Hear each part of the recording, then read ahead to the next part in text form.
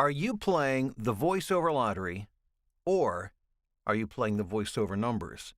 There's a huge gap between these two polar opposite positions when it comes to building a voiceover business and a voiceover career. We're going to talk about that this morning on the live stream. I'm Bill DeWeese. What's up? How are you doing? I'm a professional voiceover talent and voiceover coach. And every weekday morning we get together for a few minutes to talk voiceover, to share some tips, strategies, thoughts, motivation, inspiration, things that move you toward profitability, i.e. making more money in voiceover. But before we do that, just a quick reminder, I would love it if you would subscribe to the channel. That way you get notifications when I go live every weekday morning. And in addition to that, make sure you check out the description below because you're going to find a link to resources. Most importantly, my voiceover blueprint, because I unashamedly am here to get you into my voiceover program. If you're a voiceover talent that's plateaued, that's stalled, that's struggling, that believe there's more in your tank yet, but you're not achieving it, or if you're new and you're just getting started, you want to make sure that you build the right foundation, that is the place to do it. And I want you in it. So go into the description to check that out. So the voiceover lottery versus the voiceover numbers, playing the numbers. So about 10 years ago, I was visiting a friend out in Las Vegas. And it just so happens that my friend has a friend who's a professional gambler. And I was told that one evening he would be over there at the house for a visit, which I was very excited. I had never met a professional gambler. And you can imagine in my mind, I began to envision what this person would look like and sound like and act like. Well, let me just kind of cut to the chase.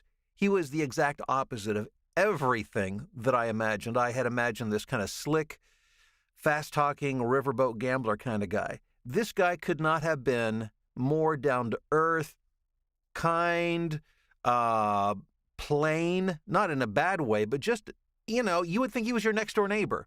Just a regular, good guy. And really enjoyed having a conversation with him.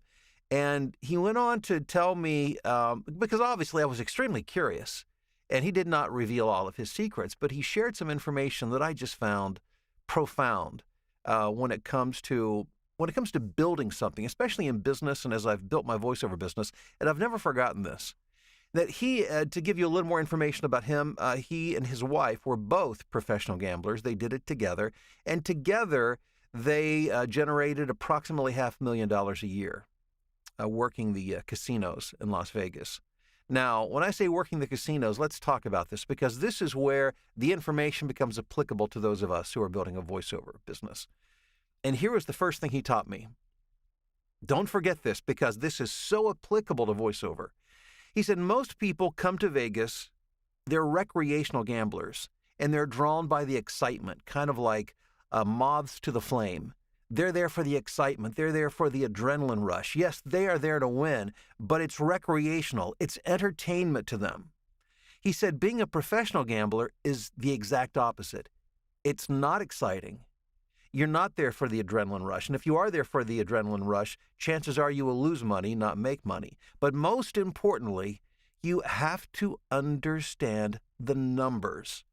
Whether it's a card game that you're playing, whether it's you're at a machine, doing the slots, whatever it is, you have to understand the numbers. Recreational gamblers, people who play the lottery, don't understand the numbers. They're there for the thrill. And their thinking is biased toward thinking that they can win. Whereas professional gamblers are very scientific in their approach. And they're strictly looking at the numbers. And I was informed by this professional gambler that it can be extremely long, tedious, boring, and unglamorous work.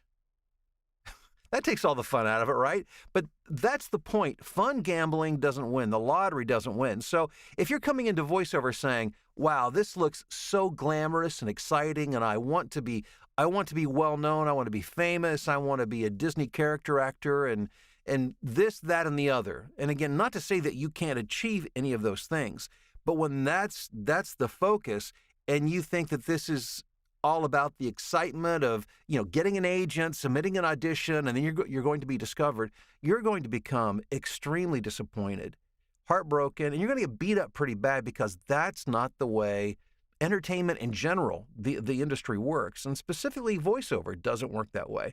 But if you come in not only as a creative or a performer, but just as importantly as a business person, and you understand the market, how market works, what it means to identify your audience, what it means to find out how to get in front of that audience, and then to understand the numbers of the business. And let me give you an example.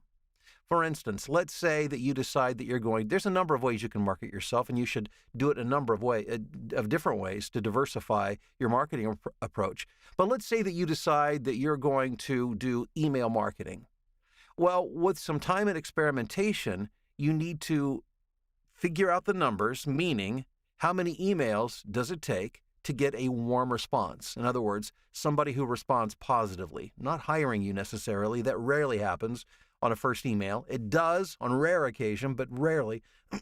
So how many warm responses do you get? So from this number, the number of emails, to the number of warm responses, then of those warm responses, how many of those on average turn into an actual paid job? What is your average paid job? What's your goal? How many jobs do you need to get per week, per month, per year to meet that financial goal? And then you reverse engineer it. You go back up that funnel to figure out how many contacts you need to make. What may surprise you is the huge number. There's a lot of work. My point is simply this. There's a lot of work that's not necessarily fun, glamorous, sexy, exciting when it comes to building a business. But the other side of that is there's nothing more gratifying and exciting than building that business if you're willing to put in the work. And it begins with having the proper mindset by understanding that business, the voiceover business, is not a lottery. But if you play it like that, and most people do, they think, well, I'll just get a great demo, I'll get an agent, and then boom. I mean, that's what I thought when I first got started. The first agent that ever signed me on, this is, we're going back 16, 17 years. I still haven't booked my first job through that agent. But yet I've had a very lucrative career. So my point being, things don't work the way that you probably assume they do when you're first getting started because you haven't been in the business to understand it. So I'm letting you know that it is a numbers game. And if you respect that and you treat it as such and you're willing to work those numbers, you can see great success in voiceover. But it does begin with understanding that, having the proper mindset, and then learning the proper strategies to execute your business plan. So, and I don't say that to discourage you at all. I'm not trying to scare people off from the voiceover business. Just the opposite. I want you to be successful in voiceover, but to be successful, you must understand how it works.